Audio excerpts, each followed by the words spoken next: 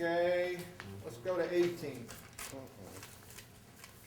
Okay, this is the dewatering screw where we dump in to. Maintenance wise, it's got a Dodge gearbox on it, a couple pulleys and some belts.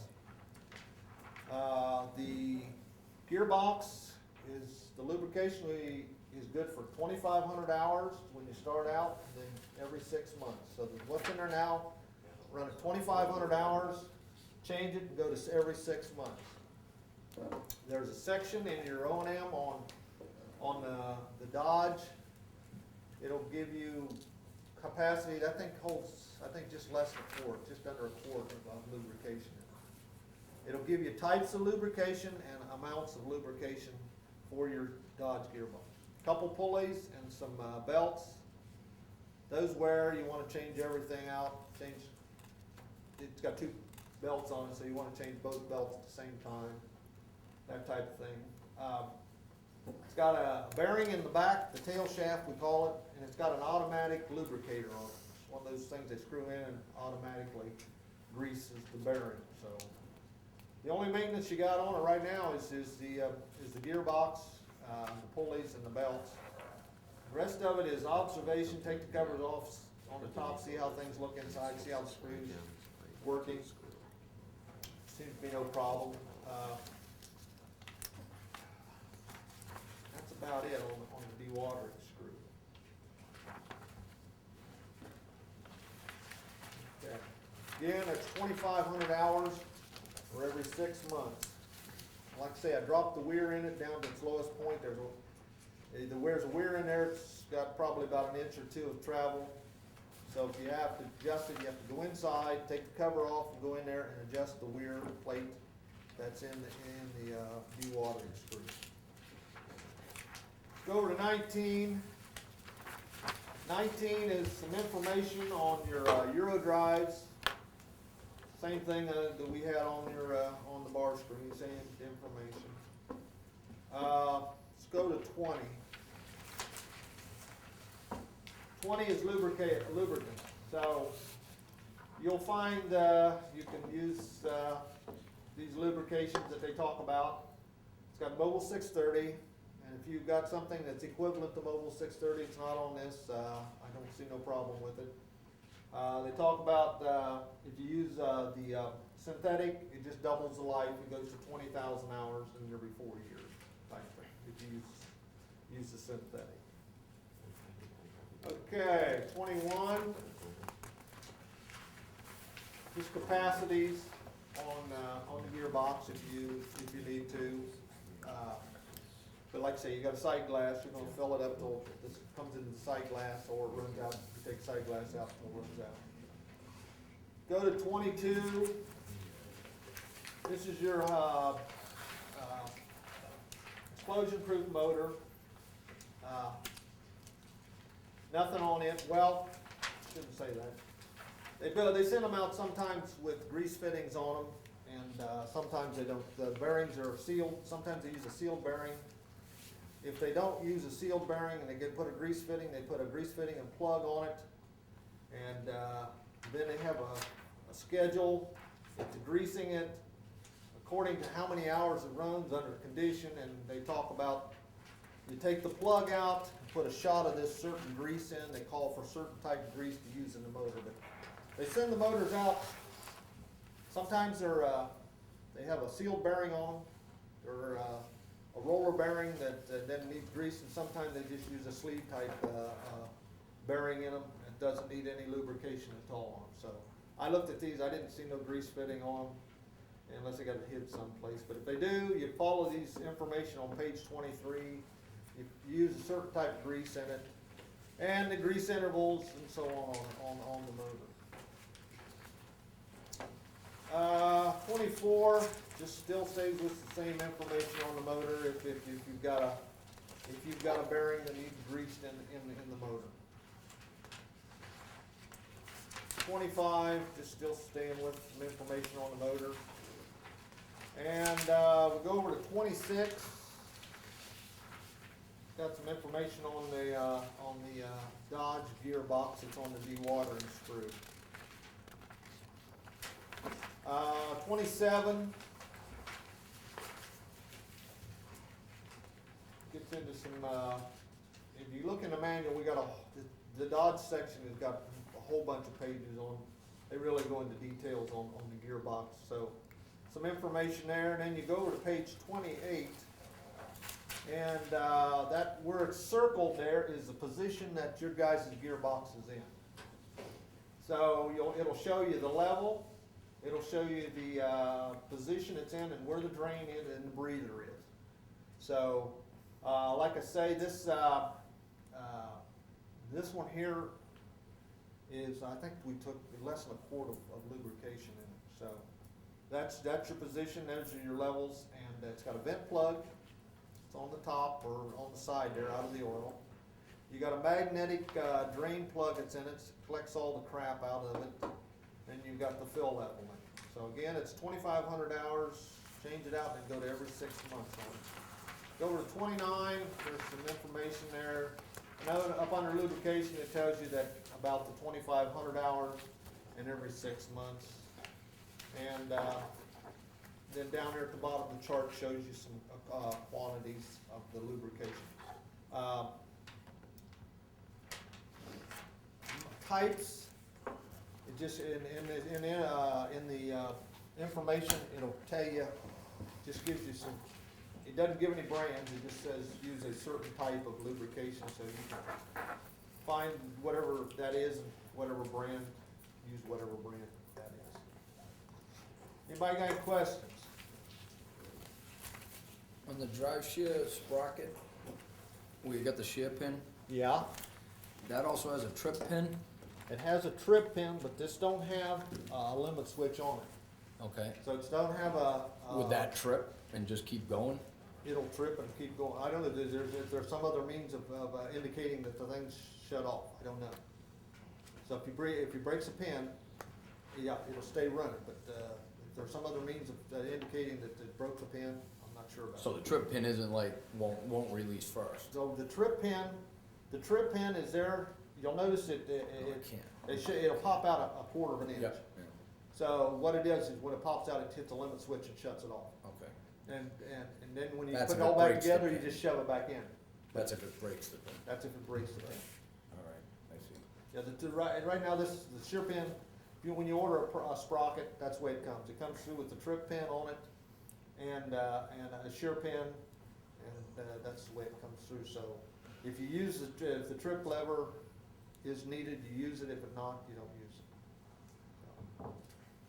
And that's where the greasing comes in. If this thing shuts off, if for some reason sits there and runs, you're greasing this thing to keep it greased up because it's got a bronze liner on there on the sprocket that runs on the hub, and then you keep it greased up and don't eat up this bronze liner. Yeah, you can replace the bronze liners on if you have to. Any other questions? Okay, I guess we'll run out there and take a look at this thing.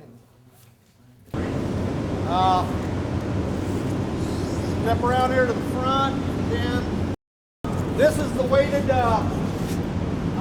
tensioning device for the shaft. It'll be weighted in here, weighted down, pulling the shaft up. It'll keep tension on your carrying chain. We've got a 12-inch slot over here, so you can work it and take it out. If it goes up to the top, what you'll need to do is take another link out of it.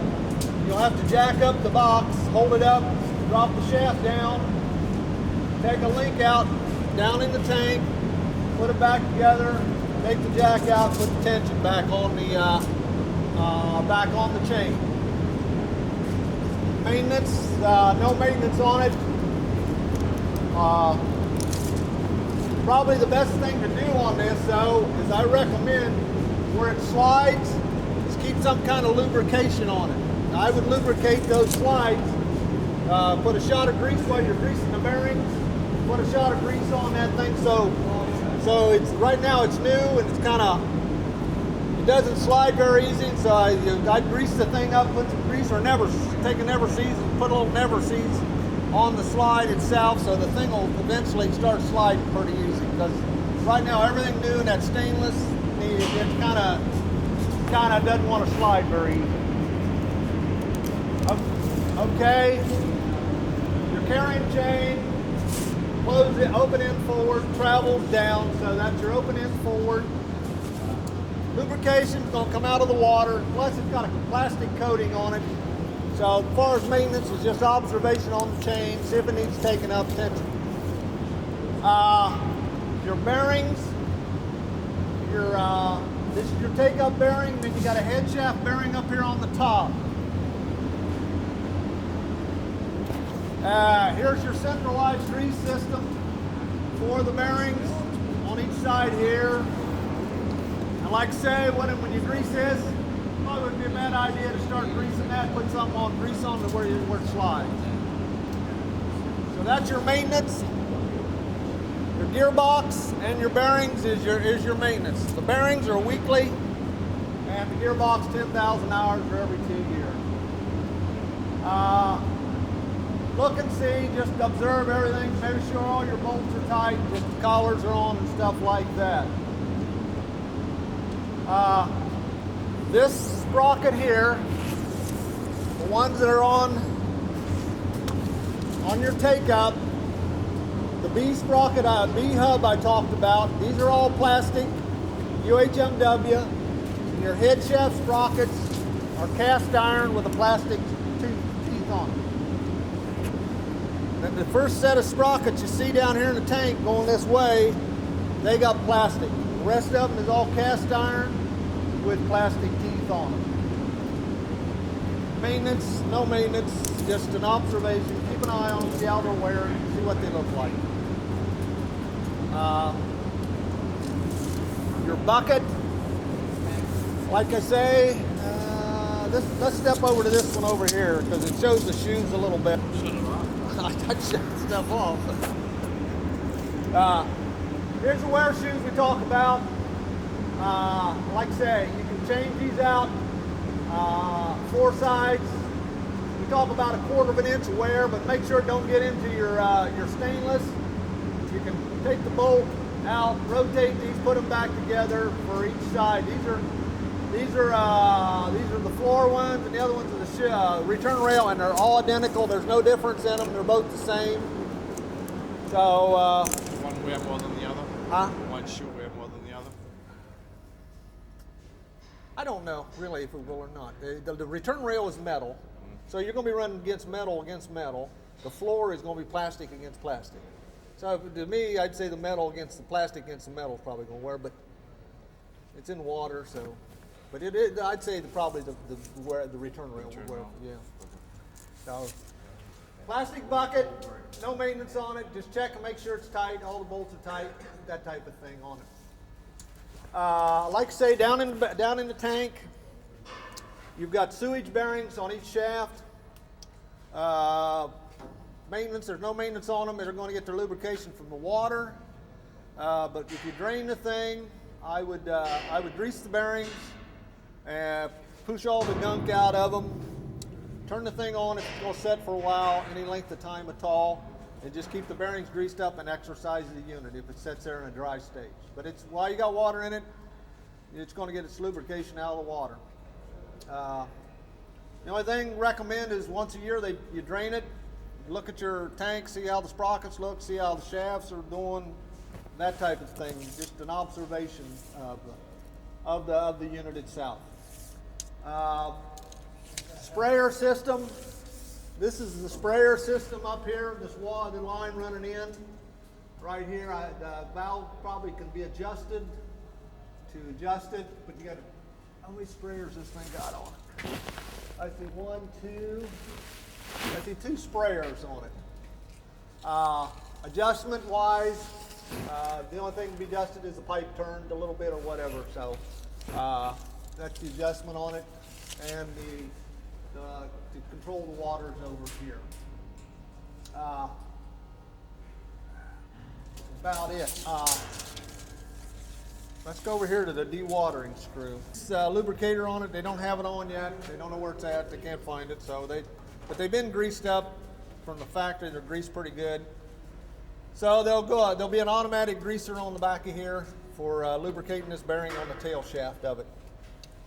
Up here on the top is your Dodge gearbox, and again that's 2,500 hours. Run it, change it out, and then every 6 months we'll change the lubrication. Inside the guard, you got a couple belts and a couple pulleys. Tensioning wise, there's all this stuff about how to tension the belts, but I always tension them till the thing run and don't slip. That's basically the way to do it. And keep an eye on that maintenance wise, see how the pulleys are doing and the belts doing. Might have to change that stuff out. Then do when you change the pulleys and the belts all at one time. There's a wearer plate inside here. That's the only thing that's inside. You'd have to get inside to adjust is the wear plate, or you want to take the top off and look at the screw and see how it's doing, see if it's any noises, anything like that. You hear in it, you can take these clamps. The wear plates are inside. Do what? You gotta take the cover off to adjust your wear plate inside. Yeah. You got to take the cover off and adjust the wear plate. Yeah. And I got it right now setting down at its lowest point. I set it down to its lowest point. I think there's about a couple inches of travel in it, 2 or 3 inches of travel. Controls, you got a handoff auto, and in the control room you just got a disconnect inside. That's all it for turning for the dewatering screw and the grit system. So, anybody got any questions so far? Anything? Okay, let me get with Randy over here and see if we can turn something on here. I'm always still to a shooter around the house. Okay, watch it. It's going to start bringing up water pretty soon and dumping it, so we should be okay. But keep an eye. Got the shaft turning over here. I think that one cocked a little bit, and that's why it's kind of in a bind and has to be taken out of it. But this one here is turning.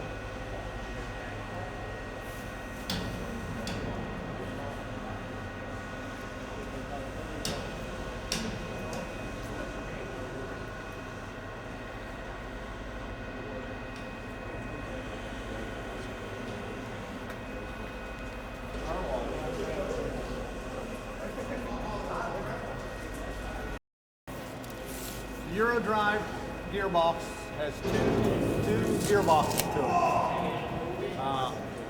Their level have sight glasses in them.